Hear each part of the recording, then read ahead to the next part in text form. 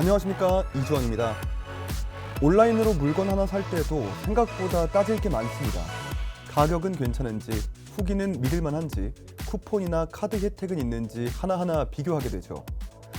장바구니에 담아놓고도 조금 더 싸지면 살까? 다른 곳이 더 저렴하진 않을까?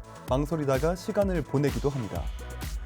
그런데 이제는 이 과정까지 AI가 대신해주는 시대가 가까워지고 있습니다. 원하는 조건을 말하면 AI가 상품을 비교하고 가격 변동을 살피고 재고가 들어오면 알려주면서 구매 단계까지 도와주는 거죠. 여기서 AI가 골라준 선택지는 정말 나에게 가장 좋은 선택일까요? 아니면 플랫폼이 팔고 싶은 선택일까요? 장바구니가 AI까지 챙겨주는 시대, 5월 27일 수요일 AI 톡톡 지금 시작합니다.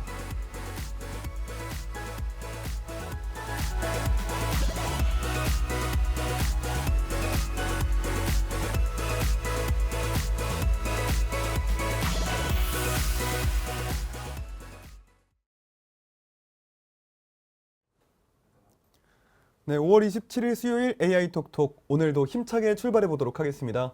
오늘은 이명화 아나운서와 함께합니다. 안녕하세요. 안녕하세요.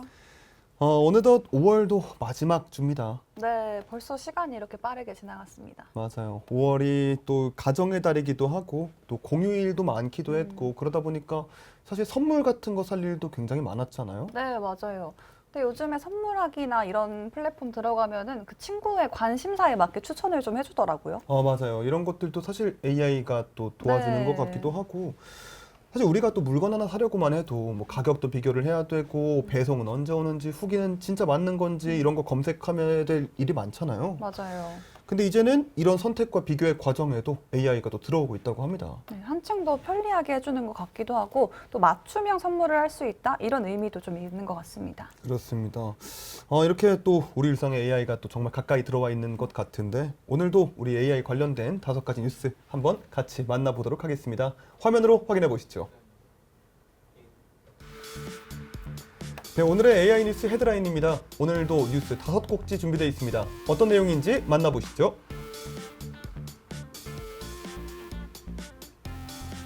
네, AI 서버가 끌어올린 낸드 시장, 삼성전자 매출 2배 급증에 관련된 소식이 전해졌습니다. 다음으로는 엔트로픽 AI의 미토스, 한 달 새 취약점 10,000개를 찾았다는 이야기도 있고요.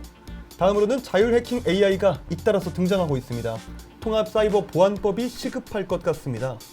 네 번째로는 정부가 이르면 11월 한국형 무료 AI 서비스 출시를 예정하고 있다고 합니다. 마지막으로 목사님 대신 AI 설교 들어요. 미국 기독교인 48%가 AI를 신뢰하고 있다는 소식까지 전해졌는데요. 저희는 첫 번째 뉴스부터 만나보도록 하겠습니다.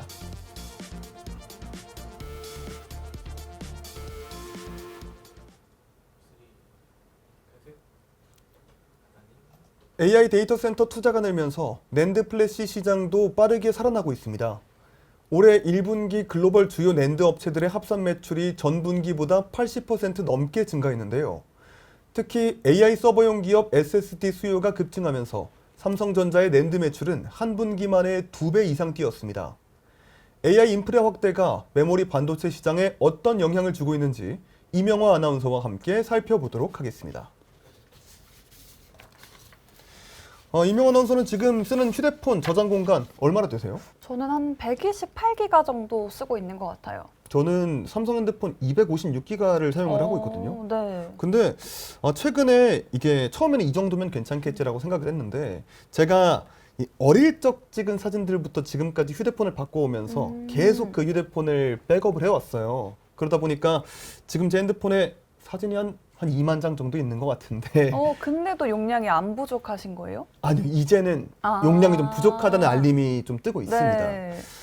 근데 우리가 이렇게 휴대폰들도 데이터가 쌓이면 저장 공간이 부족해지는데 AI 서버는 그 규모가 또 훨씬 크잖아요. 네, 맞습니다. 그러다 보니까 이 AI 데이터 센터가 늘어나면서 이 고용량 저장 장치 수요도 함께 커지고 있다고 들었습니다. 네, 맞습니다. 그러면서 이제 삼성전자의 매출도 함께 상승을 한 모습인데요. 같이 한번 뉴스 살펴보시겠습니다. 네, 최근 AI 투자 사이클이 GPU와 HBM을 넘어서 저장 장치 시장까지 확산되는 흐름이 뚜렷하게 나타나고 있습니다. 네, 25일 시장조사 업체 트렌드포스에 따르면 올해 1분기 글로벌 주요 5대 낸드 플래시 공급업체의 합산 매출은 전분기 대비 83.7% 증가한 389억 달러로 집계가 됐습니다. 네, 올해 1분기 삼성전자의 낸드 매출은 전분기 대비 104% 증가를 했고요. SK 하이닉스 역시 큰 폭의 성장을 이루고 있습니다. 이 스마트폰과 PC 수요 둔화에도 불구하고 기업용 SSD 수요가 이를 상쇄하고 있는 건데요. 이 배경에는 AI 데이터 센터 확대가 있습니다. 생성형 AI와 추론 수요가 늘어나면서 대규모 데이터를 실시간으로 저장하고 또 호출해야 하는 환경이 만들어졌고 이 과정에서 고성능 기업용 SSD 수요가 급증하고 있다고 합니다. 우리가 또 AI 반도체라고 하면 보통 이 엔비디아 GPU나 HBM을 또 떠올리게 되잖아요. 네. 근데 이 AI 서비스가 커질수록 이 연산을 빠르게 처리하는 것만큼이나 이 데이터를 빠르게 저장하고 불러오는 일도 또 중요해질 것 같습니다. 네. 근데 흥미로운 건 이번 AI 투자 흐름이 이제는 이 GPU를 넘어서 SSD 시장까지 또 끌어올리고 있다는 점이거든요. 네, 이 GPU가 좋아지면 좋아질수록 또 고성능의 SSD가 필요하기 때문입니다. 네, 생성형 AI가 커질수록 이 폭증하는 데이터를 얼마나 빠르게 저장하고 불러오는지가 중요해지고 있는데요. 특히 AI 서버에서는 이 저장 공간뿐만 아니라 초고속 기업용 SSD 수요가 늘고 있습니다. 예전에는 SSD 시장이 이 스마트폰이나 PC 중심으로 흘러갔다면 지금은 AI 데이터 센터가 새로운 핵심 수요처로 떠오르고 있습니다. 실제로 최근 시장에서는 이 GPU 성능이 점점 올라가면서 다음 병목 부분, 즉 새로운 한계점을 결정짓는 건 이제는 저장 장치와 전력 인프라가 될 수 있다. 이런 분석도 같이 나오고 있습니다. 이 생성형 AI는 데이터를 엄청나게 많이 읽고 또 저장을 해야 합니다. 학습 데이터나 사용자 프롬프트 기록, 이런 이미지를 계속해서 쌓아두고 또 호출하는데요. 다만 이 GPU가 아무리 빠르게 움직인다고 해도 이 저장 장치인 SSD가 제때 불러오지 못한다면 속도는 저하되기 마련입니다. 특히 기업의 경우 SSD에 저장되는 정보가 개인에 비해서 훨씬 많기 때문에 이 품질과 성능을 충족하는 기업용 SSD 수요가 급증하고 있는 겁니다. 네, 특히 이 삼성전자와 SK 하이닉스 모두 이 서버용 SSD 중심으로 수혜를 받고 있다는 점도 좀 눈에 띄는 것 같습니다. 네, 맞습니다. 이 삼성전자, SK 하이닉스 이런 메모리 업계 흐름을 보면 AI 서버용 고부가 제품을 중심으로 시장 재편이 이루어지고 있습니다. 특히 AI 서버에서는 이 고속 데이터 처리, 저전력 효율, 대용량 저장, 안정성 이런 요소들이 좀 중요해지고 있는데요. 그러다 보니까 최근에는 200단 이상의 고적층 낸드나 이 쿼드러플 레벨스 기반 고용량 SSD 같은 기술 경쟁도 빨라지고 있습니다. 네, 특히 이와 관련해서 삼성전자가 세계 최초로 900단 클래스 V낸드 프로토타입 기술 구현에 성공을 했다는 소식인데요. 최근 경쟁사들과의 적층 경쟁이 치열한 가운데 단숨에 초격차 기술을 확보했다는 평가가 나오고 있습니다. 특히 삼성전자의 낸드 시장에서 이 점유율이 30%를 차지하고 있을 정도로 우위를 점하고 있는데요. 이 뒤를 바짝 쫓아올 기업은 어디일지 기술 발전에 대한 행보도 조금씩 궁금해지고 있습니다. 이렇게 앞으로 AI 모델 크기가 커질수록 학습 데이터와 추론 데이터 규모도 계속해서 증가할 것으로 보이는데요. 이제는 데이터 저장 효율 자체가 AI 인프라 경쟁 그리고 핵심 축이 될 가능성이 크다고 볼 수 있겠습니다. 단순 소프트웨어 경쟁이 아니라 결국 반도체와 데이터 센터 인프라 공급망 전체를 누가 장악하느냐 이런 경쟁으로 나아가고 있다고 볼 수 있겠습니다. 네, AI 투자 열풍은 이제 이 GPU와 HBM을 넘어서 데이터를 저장하는 낸드와 기업용 SSD 시장으로도 확산되고 있는 것 같습니다. 네, 맞습니다. 이와 같이 하는 게 이제 최근 엔비디아가 GPU에 대한 투자뿐만 아니라 이 데이터 센터, 전력망 이런 데 투자를 계속하고 있다는 것도 행보를 같이 한다고 볼 수 있겠습니다. 그렇습니다. 이 AI 데이터 센터가 늘어날수록 더 많은 데이터를 빠르게 저장하고 또 불러오는 그런 기능들이 중요해지는 것 같은데요. 네. 이 삼성전자와 SK 하이닉스가 AI 인프라 시장 속에서 이 확대 흐름 속에서 낸드 시장에서도 수혜를 이어갈 수 있을지 함께 지켜보시면 좋을 것 같습니다. 저희는 다음 뉴스 만나보도록 하겠습니다. 네, 엔트로픽의 AI 미토스가 SW에서 한 달 새 취약점 10,000개를 찾았다는 이야기가 전해졌습니다. 어떤 내용인지 함께 확인해 보시죠.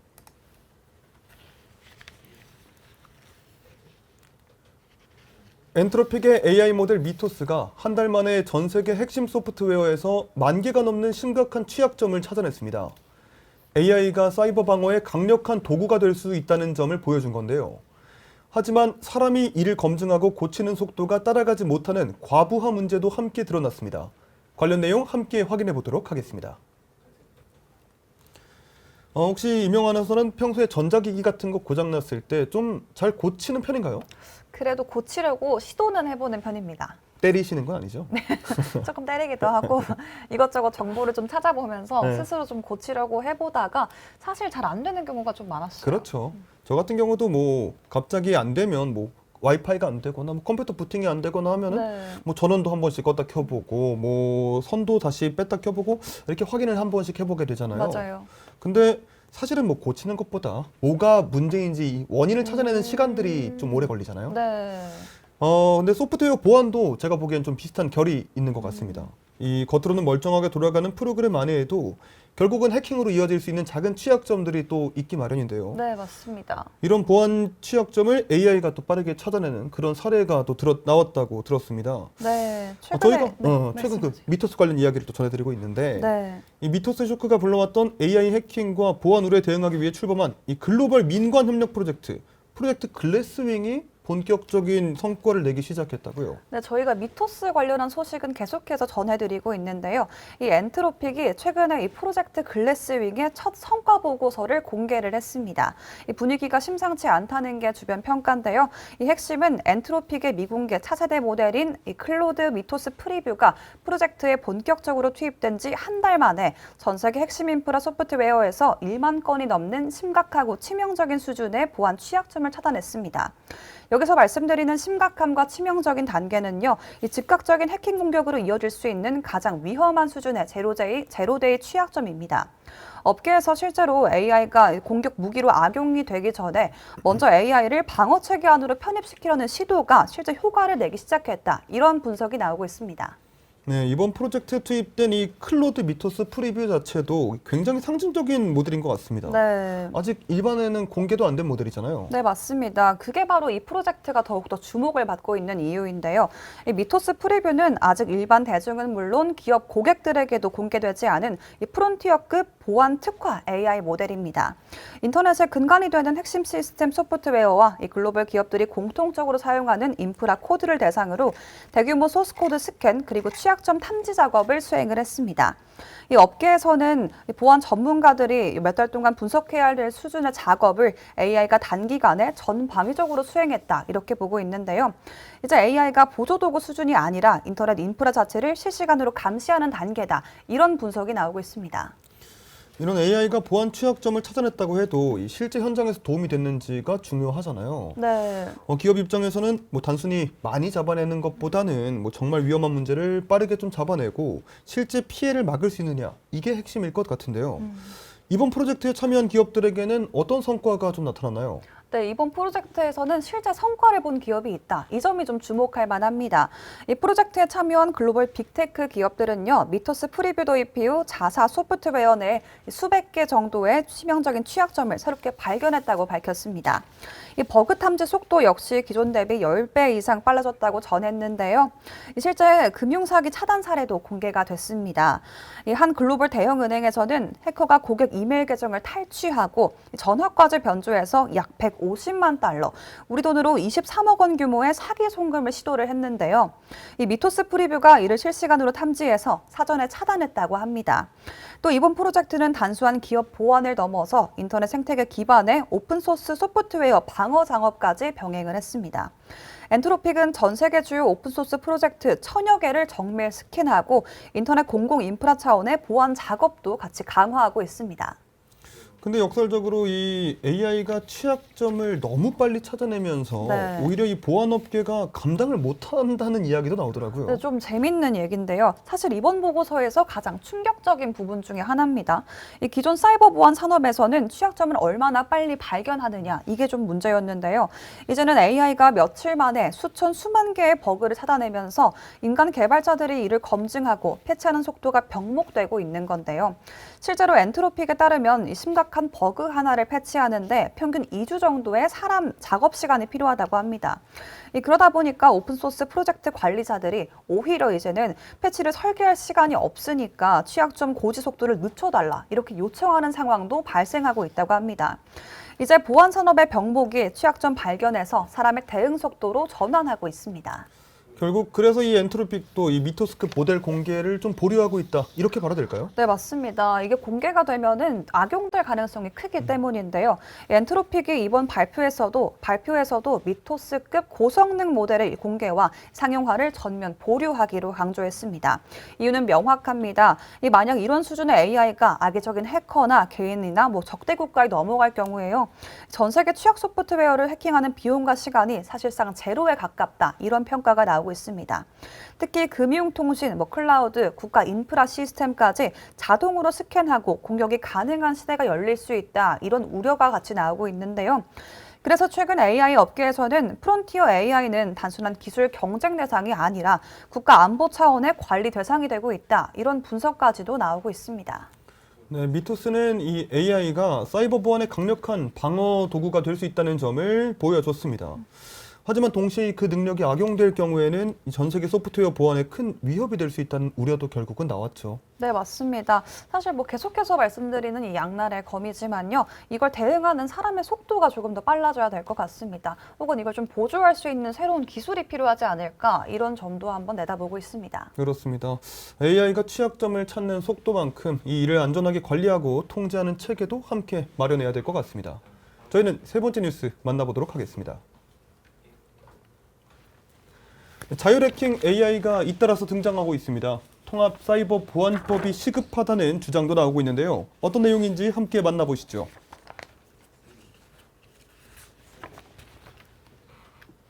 AI가 스스로 취약점을 찾고 공격 코드까지 만들어낼 수 있는 시대가 되면서 기존 사이버 보안 체계에 대한 우려가 커지고 있습니다.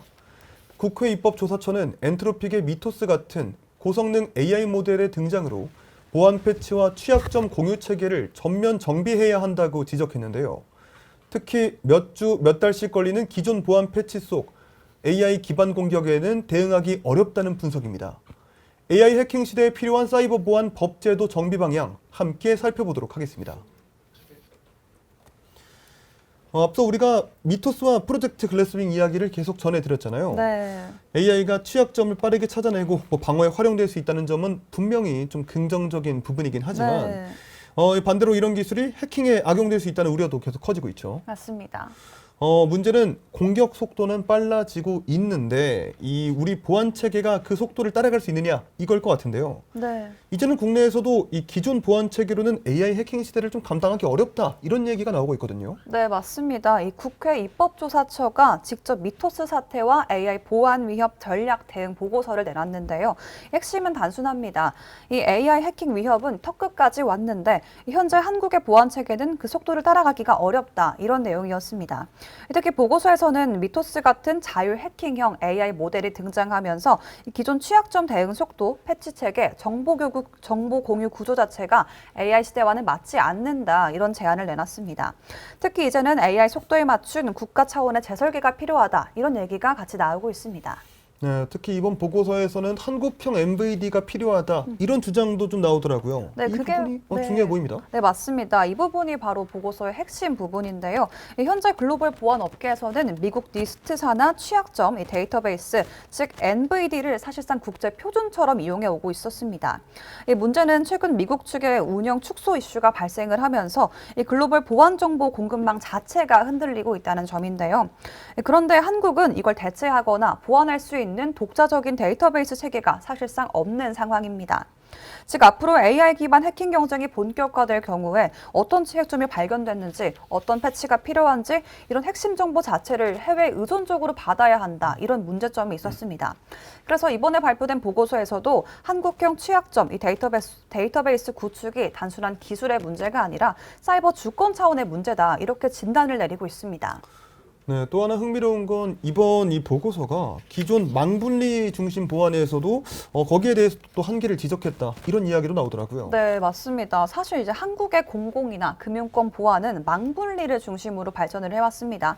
그런데 AI 기반 공격은 기존 해킹과 성격 자체가 다르다 이런 분석도 같이 나왔는데요. 예전에는 공격자가 시간을 들여서 침투를 하고 취약점을 찾고 수동적으로 공격을 했다면 이제는 공격 계획부터 실행까지 자동화할 가능성이 크다. 있다. 이런 분석입니다. 이 문제는 한국 공공기관이나 금융권은 패치 하나 적용하는데도 사전 심의, 안전성 검증, 승인 절차 이런 식으로 짧게는 수주에서 길게는 수개월까지 걸리는데요. 즉, 이 AI의 공격 속도와 사람의 행정 속도가 불일치해서 충돌하기 시작했다. 이런 보고서가 나왔습니다. 네, 사이버 보안이라고 하면은 흔히 우리가 기술 문제로만 생각하기가 쉽지만 실제 현장에서는 이 절차와 제도도 굉장히 또 중요하잖아요. 네. 이 보안 패치를 빨리 해야 되는데 뭐 심의나 승인 절차가 너무 오래 걸리다 보면 이 그 사이에 공격을 받을 수도 있을 것 같은데요. 네. 그래서인지 이번 보고서에서는 이 단술 기술 대응보다는 뭐 제도 개편 이야기가 굉장히 많이 나오더라고요. 네, 맞습니다. 이 법과 제도에 관한 의견이 굉장히 강하게 나오고 있는데요. 대표적으로는 긴급 보안 패치 약식 절차, AI 취약점 점검 의무화, 그리고 소프트웨어 자재 명세서 제출 의무, AI 보안 관제센터 같은 제안들이 담겨 있습니다. 특히 이 AI 보안 관제센터 개념이 흥미롭습니다. 기존 보안 관제는 사람이 경고를 보고 대응을 했다면 이는 AI가 공격을 실시간으로 탐지를 하고요. AI가 우선 분석하고 일부 대응까지 자동화하는 구조를 가지고 있습니다. 즉 보안 체계 자체가 사람이 하는 대응형에서 이제 AI 대응형으로 바뀌어야 된다. 이런 의견이 중점적으로 보이고 있습니다. 그러면 결국 지금 이 AI 보안 경쟁은 단순 그냥 기업 보안 문제가 아니라 이 국가 안보 체계 경쟁으로까지 좀 확장된 그런 모습인 것 같습니다. 네, 아까 언급했지만 이 사이버 보안 그리고 데이터 주권의 문제가 좀 있습니다. 그래서 이번 보고서에서도 장기적으로는 가칭 사이버 보안법 수준의 통합 체계가 필요하다 이런 언급까지 나오고 있습니다. 지금은 각 분야의 보안 체계가 각각 흩어져 있는데요. AI 기반 공격 시대에서는 이런 분절 구조로는 조금 대응이 어렵다. 특히 미토스 같은 모델이 확산된다면 AI가 사이버전 속도를 이 사람이 감당하지 못하는 수준으로 발전할 것이다. 이런 우려가 커지고 있습니다. 이를 막기 위해서 단일 컨트롤 타워 체제를 좀 굳히고 민관이 협력해서 공격 정보를 실시간으로 나누는 체계를 만들어야 된다. 또 날로 거대해지는 AI 사이버 위협에 선제적으로 맞설 수 있어야 된다. 이런 보고서가 나왔습니다.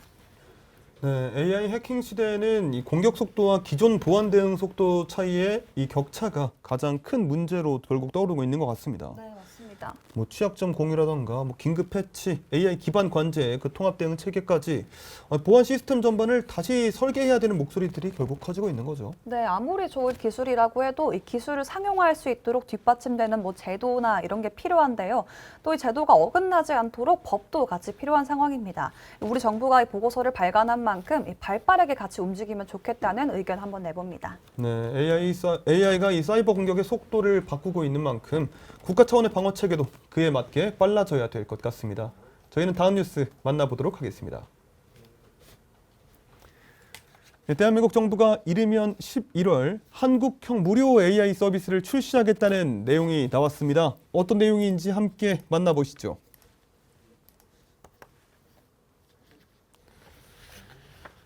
정부가 이르면 오는 11월 전 국민이 무료로 사용할 수 있는 한국형 AI 서비스를 선보입니다. 챗GPT나 구글 제미나이처럼 대규모 언어 모델 기반의 AI 서비스를 국내 민간 기업과 함께 제공하겠다는 계획인데요. 다만 이미 글로벌 AI 서비스들이 무료 또는 국가 단위 제공을 확대하고 있는 만큼 한국형 무료 AI가 어떤 차별성을 가질 수 있는지는 과제로 남아 있습니다. 전 국민 무료 토종 AI 프로젝트 함께 짚어보도록 하겠습니다. 요즘 이 무료로 쓸 수 있는 서비스가 굉장히 많잖아요. 네. 뭐 지도 앱도 그렇고 뭐 번역 앱도 그렇고 굉장히 무료로 서비스 쓸 수 있는 게 많은데 제가 최근에 또 영상 편집을 해야 될 일이 있어서 굉장히 또 유명한 영상 편집 어플을 좀 다운을 받았습니다. 그래요? 그것도 무료로 쓰고 계신가요? 처음에는 이제 무료로 사용을 하려고 깔아봤는데 막상 뭐 효과를 넣거나 아니면 뭐 유용한 기능을 사용하려고 하니까 결국은 유료 버전을 사용하라고 나오더라고요. 맞아요. 저도 아마 같은 어플 사용하고 있는 것 같은데요. 저도 한 2만 원씩 매달 정기 결제를 좀 하고 있습니다. 맞아요. 이게 AI 서비스도 근데 결국은 비슷한 부분이 좀 있는 것 같습니다. 이 챗GPT나 제미나이 같은 서비스 물론 무료로 제공이 되고 있지만 더 좋은 기능이나 뭐 빠른 응답을 좀 받으려면 결국은 유료 버전을 사용을 해야 되잖아요. 네, 맞아요. 이게 사용을 하다 보면 불편한 점이 계속 생겨서 결제를 하게 되는 이런 구조로 좀 가고 있습니다.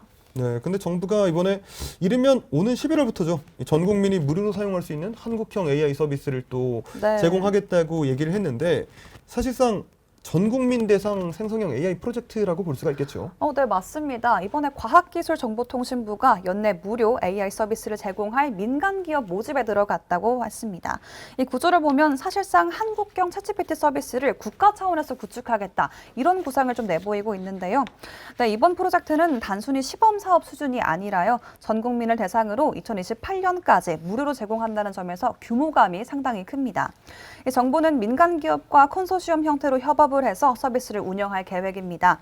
현재 독자 AI 파운데이션 모델, 이른바 독파모 프로젝트의 참여 중인 기업인 이 LG AI 연구원, SK텔레콤, 업스테이지, 모티프 테크놀로지 등 이 유력 후보군으로 거론되고 있습니다.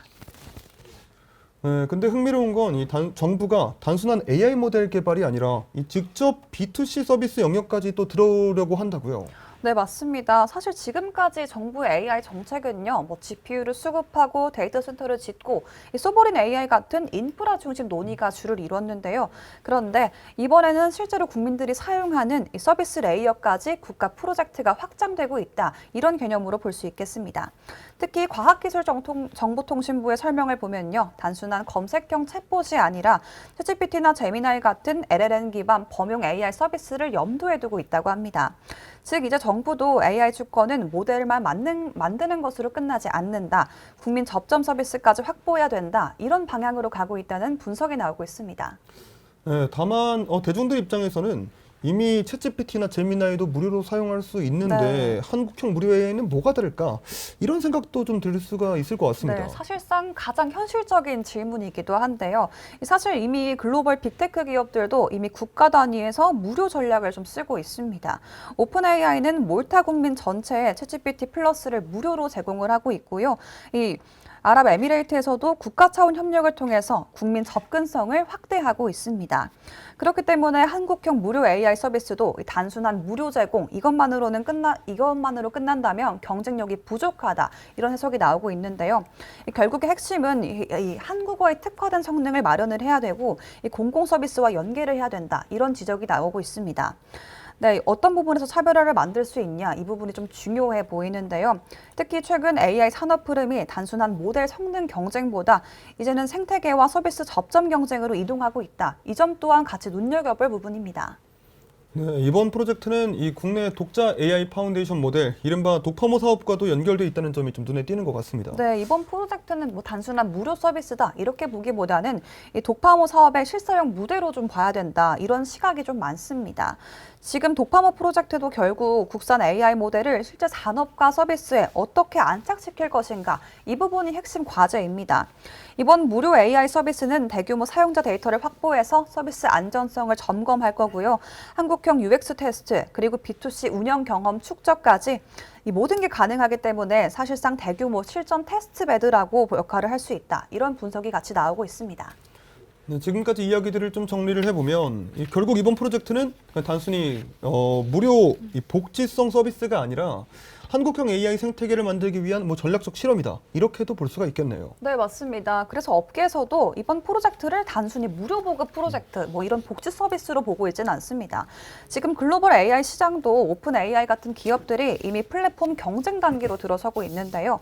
정부 역시 이런 국산 AI 사용 경험을 확대를 하면서 국내 AI 생태계도 보호하고 AI 주권 확보, 그리고 데이터 내재화, 이런 전략적인 목적까지 함께 보고 있다, 이런 시각이 나오고 있습니다. 다만 동시에 정부 프로젝트가 너무 많아지는 것은 아니냐, 이 비슷한 사업이 중복되는 것 같다, 이런 우려도 함께 나오고 있는데요. 실제로 얼마나 이 많은 국민들이 자주 쓰게 될 수 있을까, 이 부분이 성패를 좀 나눌 수 있다, 이렇게 좀 함께 볼 수 있겠습니다. 네, 정부의 전국민 AI 프로젝트는 AI 접근성을 넓히는 동시에 국산 AI 모델의 실사용 기반을 만들려는 시도로 볼 수가 있겠습니다. 다만 이미 글로벌 AI 서비스가 널리 쓰이고 있는 만큼 한국어 성능과 공공 서비스 연계, 그리고 실제 사용 편의성에서도 분명히 차별성을 보여주는 것들이 좀 중요할 것 같은데요. 국민들이 한 번 써보는 서비스를 넘어서 계속 찾는 한국형 AI 서비스가 나올 수 있을지 함께 지켜보시면 좋을 것 같습니다. 다음 뉴스 만나보도록 하겠습니다. 네, 목사님 대신 AI 설교 들어요. 미국 기독교인 48%가 AI 신뢰를 하고 있다는 이야기가 전해졌습니다. 어떤 내용인지 함께 만나보시죠.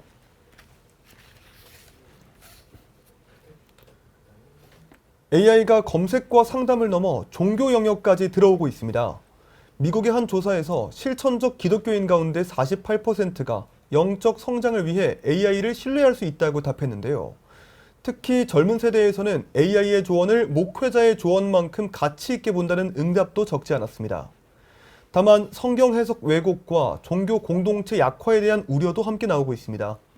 AI가 신앙생활에까지 어떤 영향을 미치고 있는지 이명화 아나운서와 함께 살펴보도록 하겠습니다. 이명화 아나운서는 혹시 힘들거나 고민이 있을 때 누구한테 좀 조언을 구하시는 편인가요? 조금 부끄러운 얘기지만 저는 요즘 이 AI랑 굉장히 대화 많이 하고 있습니다. 그래요? 네. 사람마다 좀 다르긴 하겠지만 네. 친구나 가족한테 털어놓기도 하고 종교가 있는 분들은 목사님이나 스님들한테 물어보기도 하고 이렇게 AI에게 이렇게 대화를 네. 하는 분들도 있잖아요. 이렇게 종교적인 상담과 신앙생활 그리고 이 조언까지 다 AI가 들어오고 있는 것 같습니다. 네, 맞습니다. 미국의 이 한 조사에서도 이 기독교인의 상당수가 영적 성장과 상담에 AI를 신뢰할 수 있다고 또 답했다는 조사까지 나왔다고 하는데요. 특히 일부 기독교인들은 AI를 목회자 수준으로 또 신뢰한다 이런 얘기까지 나왔다고 하더라고요. 네, 맞습니다. 이와 관련해서 재밌는 조사 결과가 하나 있는데요. 이 미국 기독교 리서치 기관 바르나 그룹 조사입니다. 이번 결과에서는 AI가 이제 생산성 도구를 넘어서 이 영적 권위 영역까지 들어왔다. 이런 결과가 좀 나왔습니다.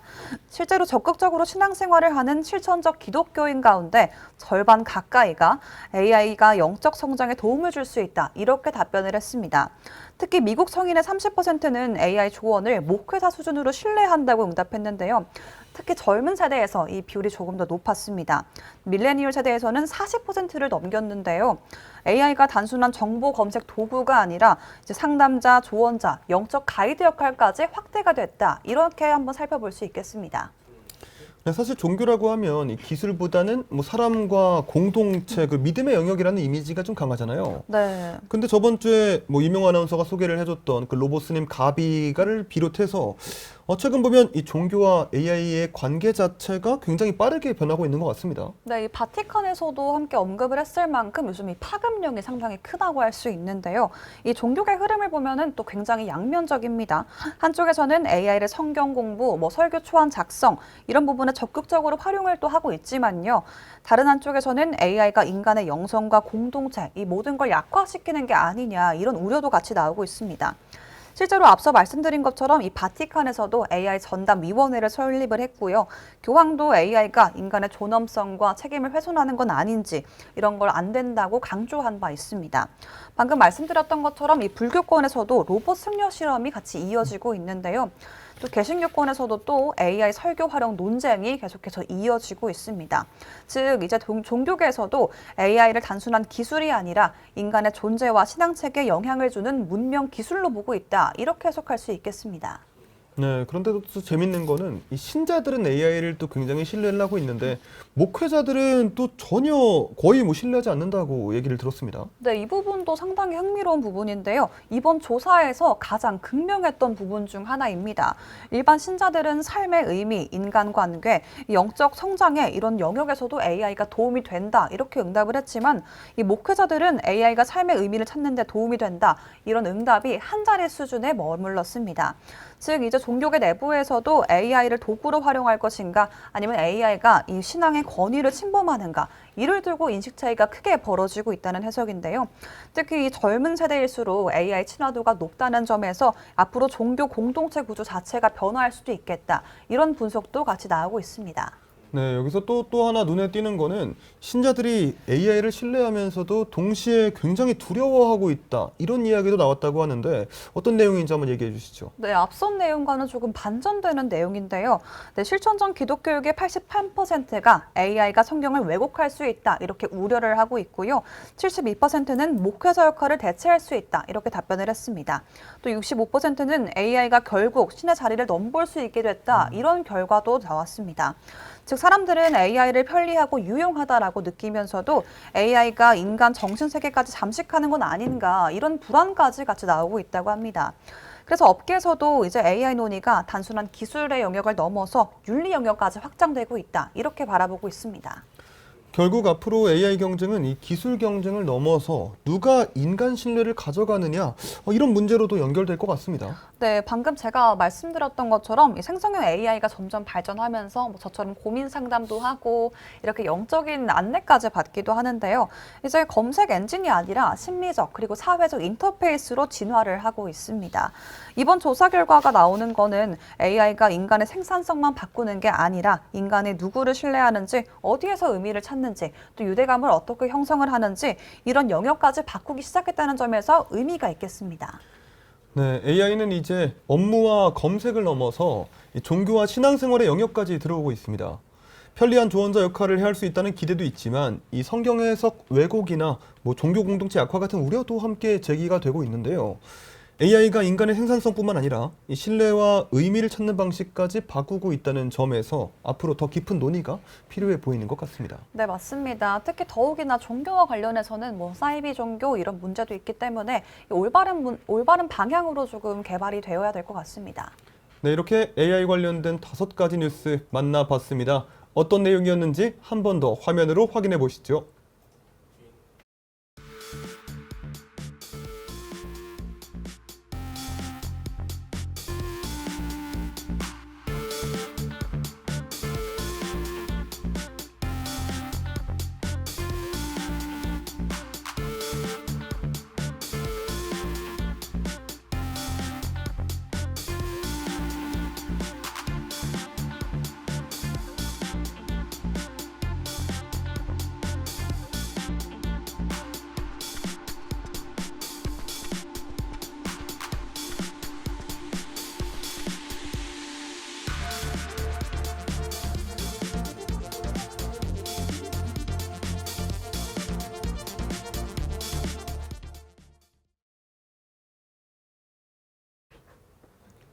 네, 이어서 AI 기업 포커스 시간입니다.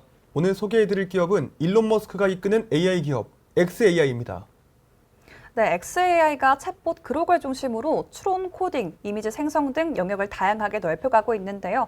이 오픈 AI와 엔트로픽이 주도하고 있는 AI 시장 속에서 xAI는 어떤 흐름을 강점으로 가져가고 있을지 함께 살펴보겠습니다.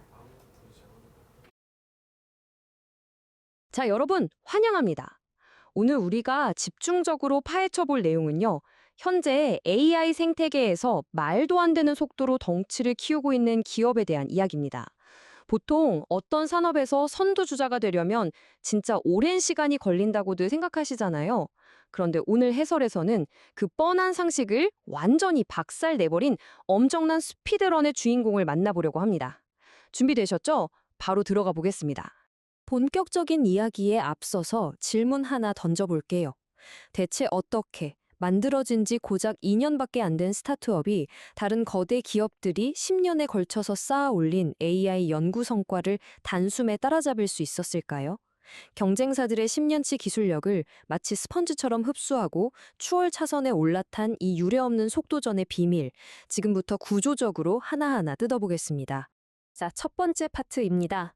머스크의 AI 반란, xAI라는 이 폭발적인 기업이 대체 왜 탄생했는지, 그리고 일론 머스크가 과거 몸담았던 곳에서 왜 짐을 싸서 나오게 됐는지 그 배경부터 짚고 넘어가 보죠. 여기서 진짜 재미있는 포인트가 하나 있습니다.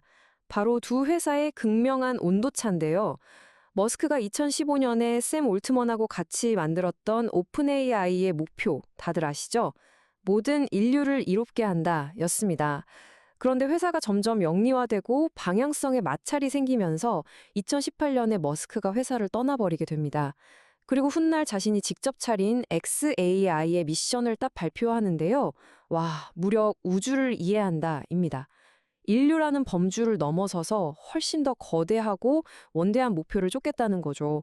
머스크 특유의 철학이랑 묘한 경쟁심이 이 짧은 문장 하나에 아주 고스란히 녹아 있습니다.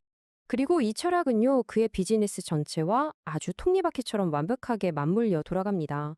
일론 머스크가 장장 25년 동안 알파벳 X에 얼마나 집착했는지 한번 떠올려 보세요. 1999년에 만든 온라인 결제 회사 X.com을 시작으로 우주를 향한 스페이스X, 테슬라의 모델 X, 트위터를 꿀꺽하고 바꾼 이름 X, 그리고 지금의 XAI까지.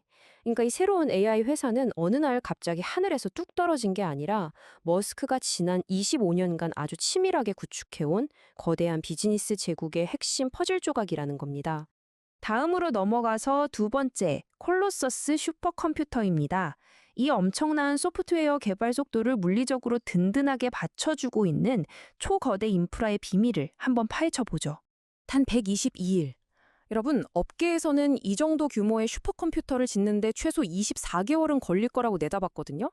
그런데 XAI는 불필요한 건 싹 다 걷어내고 모든 과정을 처음부터 다시 세팅해서 단 4개월 만에 이 거대한 인프라를 뚝딱 완성해버렸습니다. 진짜 압도적인 추진력 아닙니까? 그 4개월의 결과물이 어떠냐고요? 현재 콜로소스 클러스터 안에는 무려 20만 개의 엔비디아 H100 GPU가 단일 시스템으로 묶여서 돌아가고 있습니다.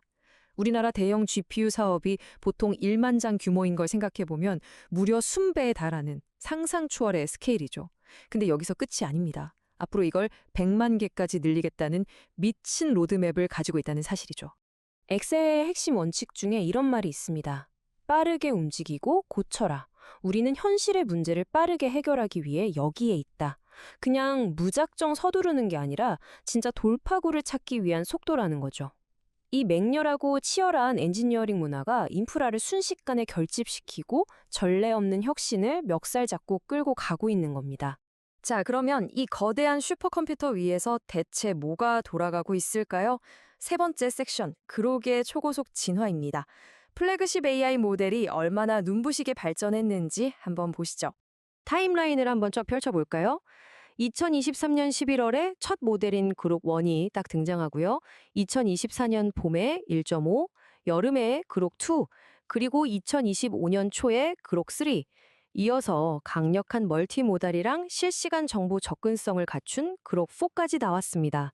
세상에 2년도 채 안 되는 그 짧은 시간 동안 무려 4번이나 메이저 세대 교체를 해버린 겁니다. 다른 회사들이 몇 년씩 걸려서 밟아온 계단을 그냥 한 번에 껑충껑충 뛰어올라간 셈이죠. 특히 버전 2에서 3로 넘어갈 때 진짜 퀄텀 점프가 일어났는데요.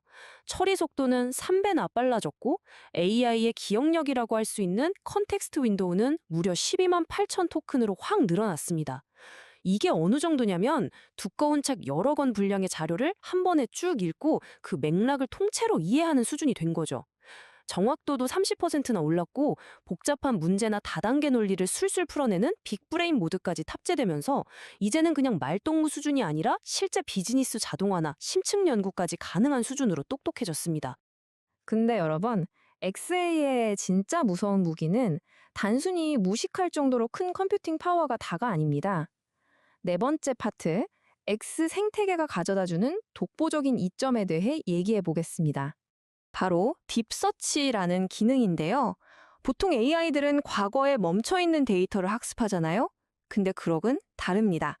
X 플랫폼에서 매일 쏟아지는 전 세계 수억 명의 실시간 대화, 핫한 뉴스, 트렌드를 그 즉시 검색하고 분석해서 딱 정리해줍니다. 갓 뽑아낸 가장 신선한 데이터에 누구보다 빨리 접근한다는 것. 이게 실시간 비즈니스 세계에서 그록에게 얼마나 어마어마한 무기가 될지 감이 오시죠? 게다가 그록은 그냥 웹사이트 한 구석에 갇혀있는 챗봇이 아닙니다. 매일 1,650만 명이 들어오는 X 플랫폼은 기본이고요. 테슬라 자동차의 내비게이션이랑 음성비서, 휴머노이드 로봇 옵티머스, 그리고 스페이스X 스타링크의 고객 지원까지 머스크 제국 전체의 중앙 두뇌로 활약하면서 이미 우리 수백만 명의 일상 깊숙한 곳에 떡하니 자리 잡고 있는 겁니다. 이런 엄청난 실행력을 보여주는데 시장이 가만히 있을 리 없겠죠. 생성형 AI 시장의 기업 가치를 보면요. 오픈 AI가 860억 달러로 여전히 1위이긴 하지만 XAI가 무려 240억 달러의 가치를 인정받으면서 엔스로픽을 제치고 단숨에 글로벌 2위로 뛰어올랐습니다. 역사상 가장 빨리 성장한 스타트업. 진짜 빈말이 아니라니까요. 그리고 2026년 2월 아주 흥미로운 반전 뉴스가 하나 터집니다. 바로 우주 기업인 스페이스X가 XAI를 인수한다는 발표였죠. 우주를 이해한다는 XAI의 처음 목표랑 아주 소름 돋게 맞아떨어지면서 머스크 네트워크 내부의 거대한 시너지를 아주 꽉 묶어버린 결정적인 한 수였습니다. 하지만 여러분, 빛이 눈부시게 밝으면 그만큼 그림자도 짙게 깔리는 법이잖아요. 마지막 5번째 섹션에서는 이 전례 없는 스피드런의 이면에 숨겨진 논란들, 그리고 막대한 비용 문제라는 현실적인 이야기를 좀 해보겠습니다. 다들 한번 생각해 보시죠. 필터링 없는 AI. 과연 이거 공짜일까요? 치러야 할 대가가 분명히 있을 텐데요. XAI는 다른 경쟁사들처럼 깐깐한 보수적 필터를 거치지 않은 아주 솔직하고 날것의 AI를 지향해 왔습니다. 하지만 흔히 말하는 기업의 표준 안전장치 없이 모델을 돌린다는 건 필연적으로 비즈니스 리스크와 사회적 논란을 끌어안고 갈 수밖에 없다는 뜻이기도 하죠. 자료를 보면 실제로 여러 논란이 꽤 크게 터졌습니다. 그록 이가 유명인에 대한 아주 민감한 정치적 이미지를 여과 없이 턱턱 만들어내기도 했고 역사적으로 꽤 부적절한 발언을 해서 한바탕 난리가 났었죠. 결국 XAI 측에서 게시물들을 부랴부랴 삭제해야 했고 평소에 표현의 자유를 그토록 외치던 머스크 본인조차도 공개적으로 사과를 하는 상황까지 벌어졌습니다. 필터링 없는 성장이 현실에서 마주한 아주 명확한 벽을 보여준 셈이죠. 근데 사실 사회적 파장보다 당장 발등에 불이 떨어진 건 재무적인 현실입니다. 인프라랑 성능을 이 미친 속도로 밀어붙이려면 정말 상상을 초월하는 돈이 필요하거든요. 거대한 스케일업을 계속 밀어붙일 것이냐, 아니면 회사가 오래 살아남기 위한 지속 가능성을 챙길 것이냐, 이 엄청난 딜레마에 빠지게 된 겁니다. 130억 달러. 와, 여러분 감이 오시나요? 우리 돈으로 치면 십수조 원에 달하는 금액입니다. 이게 2025년 딱 한 해 동안 XAI가 인프라 짓고 모델 훈련시키는데 쏟아부을 걸로 예상되는 돈이에요. 투자를 어마어마하게 받긴 했지만 말 그대로 매일매일 도미, 용광로처럼 타들어가는 이 무서운 연소율을 견뎌내야 한다는 건 진짜 뼈를 깎는 재무적 압박입니다. 게다가 돈 문제만 있는 게 아닙니다. 이 천문학적인 고정비에 GPU 구하느라 생기는 공급망 병목 현상, 그리고 머스크라는 개인의 대중적 이미지에 회사가 너무 묶여 있다는 점, 거기다 메타 같은 거대 공룡들과 벌이는 피말리는 인재 영입 전쟁까지 곳곳이 지뢰밭이에요. 만약 XAI의 기술 격차나 성장 속도가 여기서 조금이라도 삐끗한다? 이 막대한 고정비와 리스크들은 순식간에 회사의 목을 조르는 치명적인 독약이 될 수 있습니다. 오늘 다룬 내용 한번 싹 정리해 보겠습니다. XAI가 걸어온 이 2년 남짓한 시간은 말 그대로 궁극의 스피드런 그 자체였습니다. 남들이 10년 걸린 격차를 어마어마한 자본, 거대한 인프라, 그리고 타의 추종을 불허하는 추진력으로 단숨에 좁혀버렸죠. 정말 기념비적인 성과입니다. 하지만 동시에 그 이면에서는 막대한 비용과 묵직한 사회적 리스크를 짊어지고 아주 아슬아슬한 외줄타기를 하고 있다는 건 역시 우리가 분명히 확인할 수 있었습니다. 오늘 해설은 여러분께 이 질문을 남기며 마무리해볼까 합니다. 이렇게 브레이크도 없이 무서운 속도로 질주하는 AI 기업이 과연 아주 작은 과속방지턱 하나라도 무사히 넘길 여유가 있을까요? 대성공이냐 아니면 추락이냐? 중간은 없을 것 같은 이 거대한 도전을 우리 계속해서 흥미롭게 지켜보시죠. 새로운 소식 들어오는 대로 다시 찾아오겠습니다. 오늘 함께 해주셔서 정말 감사합니다. 네, 이제는 기술의 변화만큼이나 시장의 흐름을 읽는 일이 중요해졌습니다. 증권사 애널리스트의 날카로운 시각으로 주요 기업의 투자 포인트를 살펴보는 AI 증권 리포트 시간입니다. 오늘 함께 볼 리포트는 하나증권의 오이솔루션 리포트입니다. 시장은 오이솔루션을 어떻게 보고 있는지 화면으로 확인해 보시죠.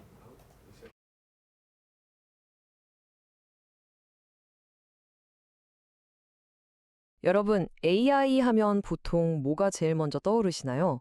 아마 똑똑한 두뇌나 엄청난 데이터를 학습한 거대한 모델 같은 걸 생각하실 텐데요. 그런데 오늘은 조금 다르게 접근해 보려고 합니다. 그 화려한 두뇌 너머에 있는 이 모든 시스템이 실제로 팽팽하게 돌아가게 만들어주는 보이지 않는 인프라, 바로 AI 혁명의 숨은 신경망 역할을 하는 기업에 대한 이야기입니다. 자, 여기서 흥미로운 질문 하나 던져볼게요. 만약 로봇이 통제된 실험실을 벗어나서 예측할 수 없는 변수들이 쏟아지는 현실 세계로 툭 튀어나왔다고 생각해보세요. 딜레이나 버벅거림 없이 이 모든 상황을 실시간으로 처리하려면 도대체 뭐가 필요할까요? 단순하게 입력된 대로 움직이는 게 아니라 스스로 판단하고 행동하는 진짜 로봇 말입니다. 정답은 바로 피지컬 AI에 있습니다. 피지컬 AI는 오픈된 현실 세계에서 활동하는 자율 로봇들을 뜻하는데요. 이런 로봇들이 버벅거리지 않고 제대로 움직이려면 거대한 월드 모델과 끊임없이 아주 매끄럽게 연결되어 있어야 합니다. 이때 절대적으로 필요한 게 바로 초저지연 통신망이죠.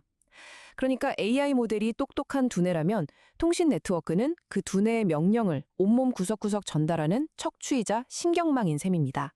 오늘 살펴볼 내용입니다. 숨겨진 강자 오이 솔루션이 정확히 어떤 곳인지부터 시작해서 핵심 경쟁력인 LD 칩, 실적 턴어라운드, 피지컬 AI와의 시너지, 그리고 장기적인 비전까지 빠르게 짚어보겠습니다. 첫 번째, 숨겨진 강자 오이 솔루션에 대해 알아보죠. 화면에 보이는 게 최근 AI 엑스포에서 공개된 CPO, 즉 서버용 공동 패키징 광학 모듈인데요. 여러분, 오이솔루션은 그냥 평범한 통신 장비 회사가 아닙니다. 무선 통신 하드웨어 분야의 진짜 강좌죠. 거대한 AI 서버들이 열받지 않고 데이터 병목 현상 없이 쌩쌩하게 소통할 수 있게 해주는 아주 필수적인 물리적 인프라를 직접 만들어내는 곳입니다. 두 번째, 이 회사의 가장 치명적인 핵심 경쟁력, 바로 LD 칩입니다. 이 부분이 정말 중요한데요. 광모듈에서 빛을 쏴서 데이터를 보내는 전구 같은 역할이 바로 LD 칩이거든요. 근데 예전에는 이 시장을 미국이랑 일본이 완전히 독점하고 있었습니다. 오이솔루션도 전체 원자재 비용의 거의 절반을 이걸 사오는데 다 써야 했죠. 하지만 지금은 상황이 완전히 뒤집혔습니다. 국내에서 사실상 유일하게 이 LD 칩 기술을 100% 내재화하는 데 성공한 겁니다. 어마어마한 비용을 잡아먹던 골칫거리가 이제는 아주 든든하고 안정적인 이익 창출구로 완벽하게 탈바꿈한 거죠. 세 번째, 본격적인 실적 턴어라운드 구간입니다. 이런 기술 독립은 곧바로 극적인 실적 변화로 나타나고 있습니다. 자체 개발한 LD 칩 덕분에 일본 시장에서 물량을 쭉쭉 뽑아내면서 매출이 가파르게 회복 중인데요. 25년 1분기에 57억 원 적자였던 게 26년 1분기에는 6억 원 수준으로 확 줄어듭니다.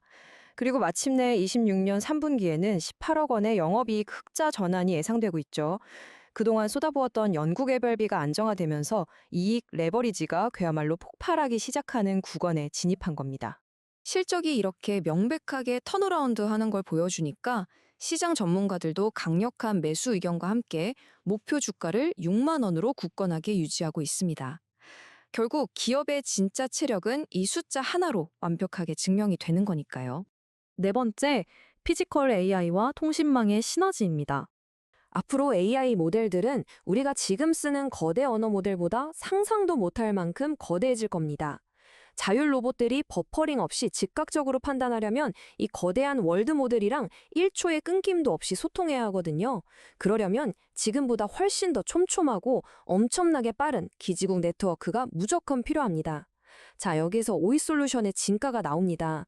데이터가 출발하는 서버용 광엔진부터 데이터가 도착하는 기지국용 트랜시버까지 이 데이터 여정의 모든 단계에 핵심 하드웨어를 싹 다 뗄 수 있는 유일무이한 기업이거든요. 피지컬 AI판이 커지면 커질수록 이 회사가 놀 수 있는 무대는 끝없이 넓어지는 겁니다. 마지막으로 이 회사의 장기적인 비전을 살펴보겠습니다. 다가오는 타임라인이 굉장히 명확합니다. 2026년부터 국내에 AI란 보급이 본격적으로 깔리기 시작하고 2027년에는 5G 단독 모드와 대망의 6G 주파수 경매가 열리거든요. 이렇게 새로운 통신망 투자 사이클이 거대하게 돌아갈 때 완벽하게 국산화된 기술력을 가진 오이솔루션의 장비들이 차세대 핵심 인프라로 선택받는 건 너무나 당연한 수순이겠죠. 주력 제품인 무선용 트랜시버 매출이 그야말로 폭발적으로 늘어날 시기가 눈앞에 다가오고 있습니다. 하나증권 리포트의 이 문장이 이 기업을 가장 완벽하게 요약해줍니다. 서버에서 기지국에 이르는 통신망의 모든 요소를 커버한다. 이들은 남들이 만들어 놓은 AI 붐에 그냥 올라타는 게 아닙니다. AI라는 스포츠카가 마음껏 달릴 수 있도록 그 밑 바탕이 되는 물리적인 고속도로를 직접 깔고 있는 진짜 인프라 건설자인 겁니다. 자, 오늘의 분석을 마무리하면서 여러분께 질문 하나 드리고 싶습니다. 머지않은 미래에 우리 곁을 돌아다니는 수많은 자율 로봇들을 보게 된다면 그 똑똑한 두뇌 뒤에서 빛의 속도로 데이터를 실어 나르는 이 거대한 신경망을 기억하시겠습니까? 진정한 자동화 시대로 넘어가는 이 시점에서 과연 그 핵심 열쇠를 누가 꽉 쥐고 있는지 다시 한번 주목해 보시길 바랍니다.